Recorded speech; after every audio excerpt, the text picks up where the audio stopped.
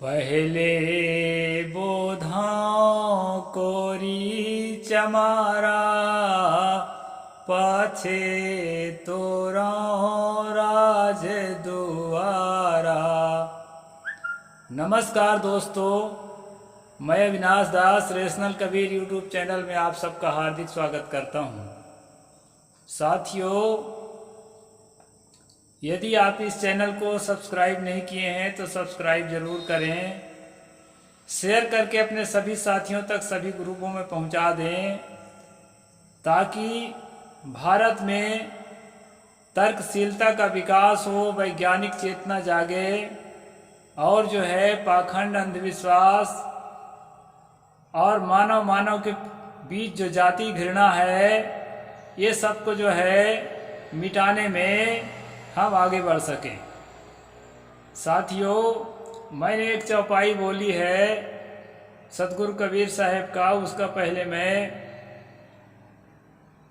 संक्षेप में अर्थ कर देता हूं, फिर आज के प्रसंग पर चलते हैं।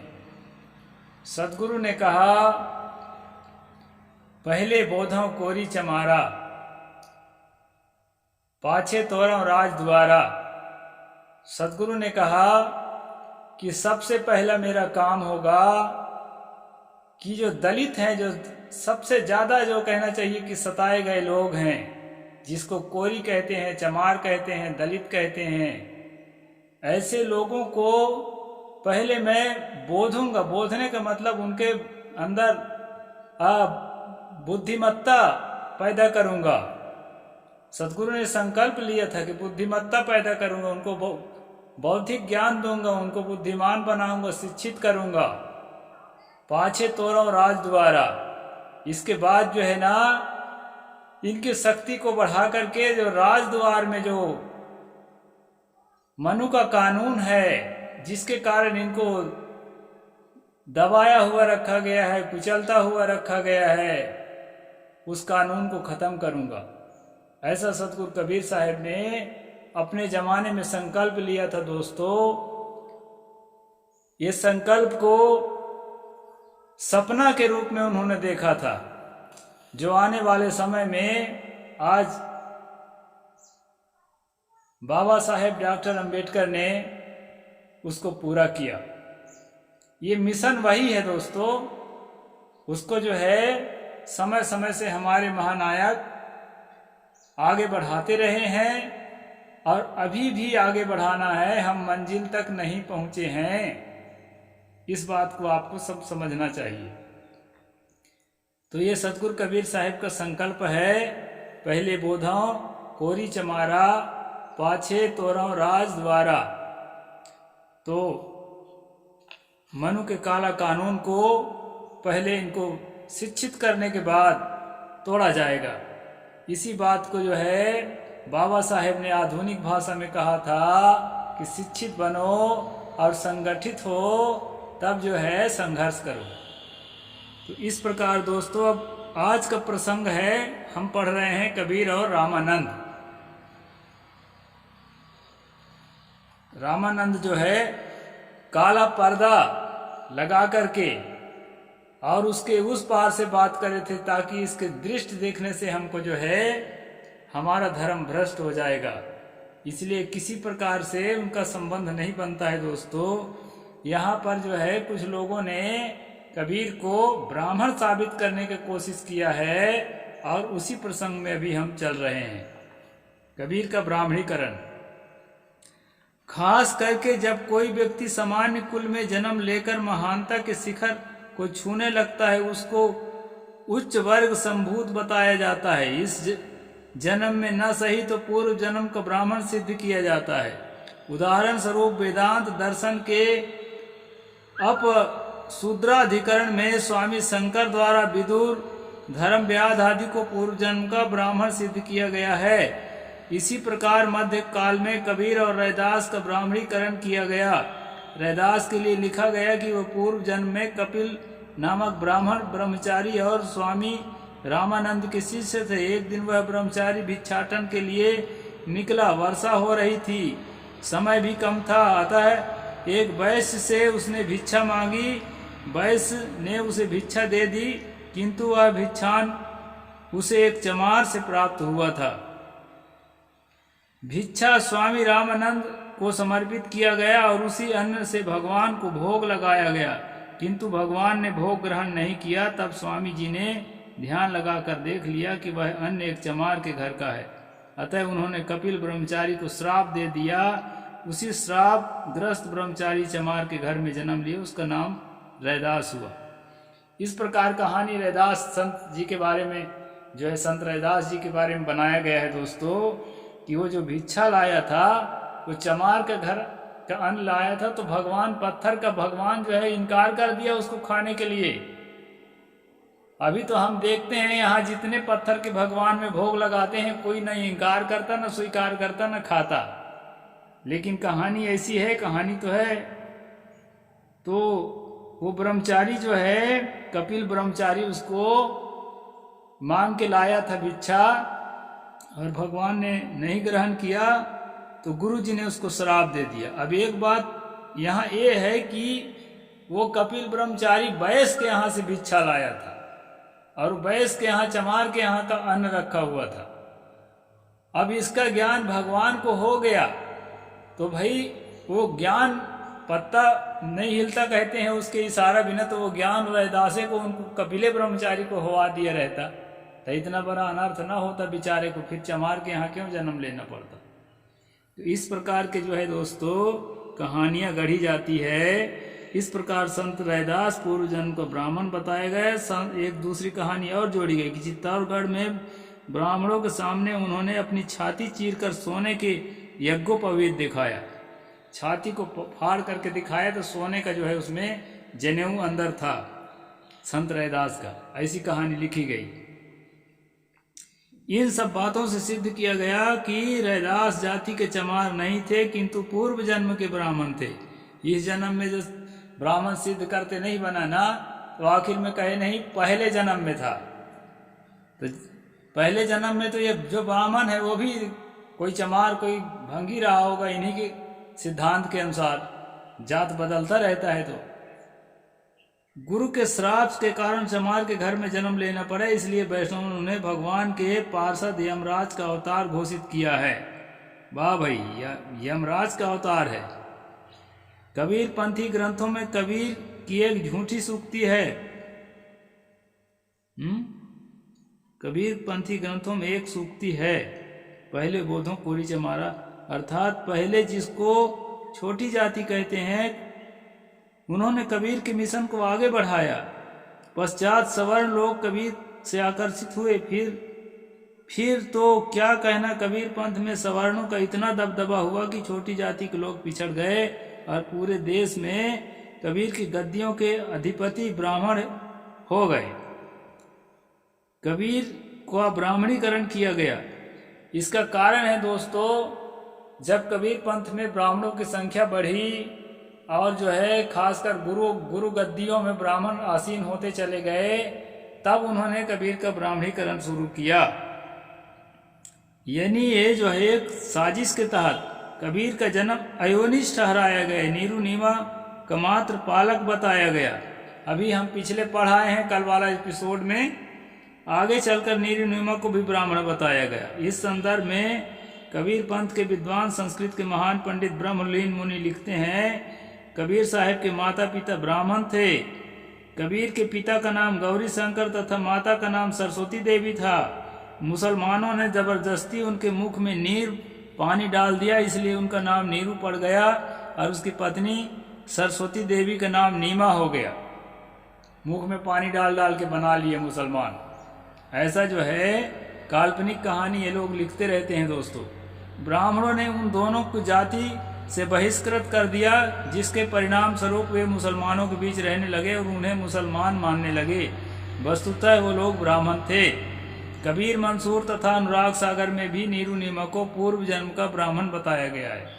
कहीं कहीं इसी जन्म में पानी पिला के ब्राह्मण से मुसलमान होते हुए दिखाया है, और कहीं कहीं जो है पूर्व जन्म का ब्राह्मण बताया गया है। आगे चलकर कबीर साहब को हिंदू सिद्ध करने का प्रयास भी कम नहीं हुआ। अयोध्या सिंह उपाध्याय हरिऔध, डॉक्टर श्याम सुंदर दास तथा आचार्य रामचंद्र शुक्ल जैसे चोटी के विद्वान विद्वानों की धारणा ऐसी ही है। ये जितने ब्राह्मण और ब्राह्मणों के गुलाम जो प्रोफेसर हुए हैं ना, ये ब्राह्मण बड़े विद्वानों को और बड़े क्रांतिकारी महानायकों को ब्राह्मण सिद्ध करने में जी जान से प्रयास करते हैं, ताकि ये बता सकें कि ब्राह्मण के अलावा ऊंचाई तक कोई नहीं उठ सकता, ताकि दूसरे लोगों के अंदर हौसला ना पैदा होए, काम करने का जज्बा ना पैदा होए। ऊंचा उठने के लिए जो है एक अंदर से भाव पैदा होता है, आदमी के अंदर एक जोश पैदा होता है, वो न पैदा होने पाए और जो है एक कीड़े मकोड़े की तरह ही जीवन हमेशा इस सभी वर्ग के, सभी छोटे वर्ग के लोग जीते रहें, ST SC OBC के लोग। इसके लिए ऐसा करते हैं दोस्तों। हाँ, जैसे चोटी के विद्वान जो है ये कहते हैं कि ये जो है ब्राह्मण साबित करने में लगे हुए जितने ब्राह्मण विद्वान हैं। कबीर साहब के समसामयिक संतों ने स्पष्ट जुलाहे और मुसलमान लिखा है, मैं पिछले एपिसोड में आपको बता चुका हूँ, जिसमें संत रैदास, पीपा जी, सेन जी, धन्ना जी भगत आदि का नाम उल्लेखनीय है। इसके बाद के लेखक संतों में नाभा दास, भक्तमाल के टीकाकाल प्रिया दास, कबीर साहब के सर्वप्रथम जीवनीकार लेखक के परिचय के लेखक जो है अनंत दास जी ने कबीर को जुलाहा मुसलमान ही लिखा है। परिचय की पहली पंक्ति है, काशी बसे जुलाहा एक। आगे चलकर उन्होंने कबीर से कहलाया है, मुसलमान हमारी जाति, दूसरों की बात छोड़ें। सदगुरु कबीर ने स्वयं अपनी रचनाओं में अपने को जुलाहा स्वीकार किया है। जैसे तू ब्राह्मण में काशी का जुलाहा बीजक कबीर पंथ का आर्ष ग्रंथ है, जिसकी प्रामाणिकता के बारे में संदेह का कोई स्थान है ही नहीं। इसमें लिखा है, कहें कबीर राम रसमाते जुलाहा दास कबीरा हो। महाराजा विश्वनाथ सिंह ने अपनी टीका में इस प्रकार लिखा है, कबीर जी कहे हैं कि जाति को मैं जुलाहा सो मैं राम के रस में माते ते मैं दास कबीर कहावन लग्यो। इस प्रकार जो है दर्जनों ज्वलंत प्रमाण के रहते हुए भी कबीर वाणी में प्रक्षेप किया गया और कबीर साहब से कहलवाया गया। ये जो है मिलावटबाजी करके जो है कबीर साहब ऐसा कहे हैं, ऐसा कहे हैं, ये करके जो है मिलावट किया है किताबों में। दोस्तों, पूर्व जन्म हम ब्राह्मण होते, ओछे कर्म तपहीना, रामदेव की सेवा चूकी, पकड़ जुलाहा कीना। पहले मैं ब्राह्मण था, लेकिन राम जी की जो सेवा में चूक हो गई तो पकड़ कर उसने मुझे जुलाहा बना दिया। काशी के हम ब्राह्मण भाई, नाम मेरा परवीना, एक बार हरिनाम विसारा, पकड़ जुलाहा कीना। कबीर पंथ के पौराणिक ग्रंथों में कहा गया है, ना हम जन्मे गर्भ बसेरा, बालक होए दिखलाए, काशी शहर जंगल बिच डेरा, तहाँ जुलाहा पाए। यानी ब्राह्मण है कि नहीं है इस बात तो अलग है, लेकिन जुलाहा का बच्चा नहीं है, ऐसा कबीर पंथी भी साबित करने के लिए एड़ी चोटी पसीना बहा रहे हैं। हार चाम मेरे नहीं, कोई जुलाहा जाति हम नहीं। ये जो है उक्त पदों को ध्यान से पढ़िए। कहाँ कबीर साहब की क्रांतिकारी विचार, जिन्होंने अवतारवाद, पैगंबरवाद की जड़ें हिला दी, ब्राह्मणों की बोलती बंद कर दी थी, किंतु उन्हीं से कहलवाया जा रहा है कि मैं पूर्व जन्म का ब्राह्मण हूँ। आश्चर्य, जिन्होंने बीजक में कहा, माता के गर्भ में हम तुम सभी माता पिता के रजवीर से पैदा हुए हैं। सदगुरु कबीर पंडितों को काशी के चौराहे में ललकार कर पूछते हैं, कौन ज्ञान से भयो निनारा।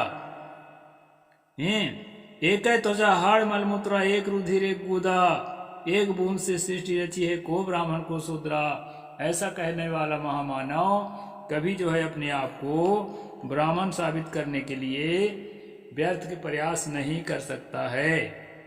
एक संदेश देने वाले कबीर के लिए कहा गया है कि उसका तो 5 तत्वों का शरीर नहीं था। कबीर पंथी कहलाने वाले उनका इस प्रकार जड़ खोदेंगे सोचा नहीं गया था। आज के तथाकथित उदारवादी लेखक लोगों की आंख में धूल झोंकते हुए कहते हैं, जैसे कबीर जैसे महान संत कभी वेदों का खंडन नहीं कर सकते। आज भी कई महात्मा लोग ऐसा कहते हैं। जिस वेद का इतना बड़ा हवा खड़ा किया गया है, सच पूछा जाए तो मुंडक उपनिषद के ऋषि अंगिरस ने ही वैदिक कर्मकांडों का जोरदार मजाक उड़ाया है। फिर तो चारवाक, गीता, नारद भक्ति सूत्र तथा महर्षि कपिल ने भी कम उपेक्षा नहीं की है। वेदों के जो वैदिक ऋषि मुनि कहलाते हैं ना, वही खूब खंडन किए हैं। जिन्होंने एक बार भी चारों वेद को पढ़ा होगा उसकी सारी पोल पट्टी को जानता है, उसमें सार क्या है और उसमें क्या हीरे मोती जवाहर भरे हैं। कई कबीरपंथी महात्मा जो है लिखते रहते हैं और जो है भाषण में कहते रहते हैं कि उसमें हीरे मोती हैं, जवाहर हैं, क्या क्या रतन भरे हैं वेद के अंदर। ये हिम्मत करके कबीर की तरह नहीं कह पाते हैं कि उसमें कचरा के सिवाय कुछ नहीं है। वेद की तेब दो फंद पसारा तही फंदे परवा बेचारा कहने वाला कबीर कभी भी किसी वेद का समर्थक नहीं हो सकते।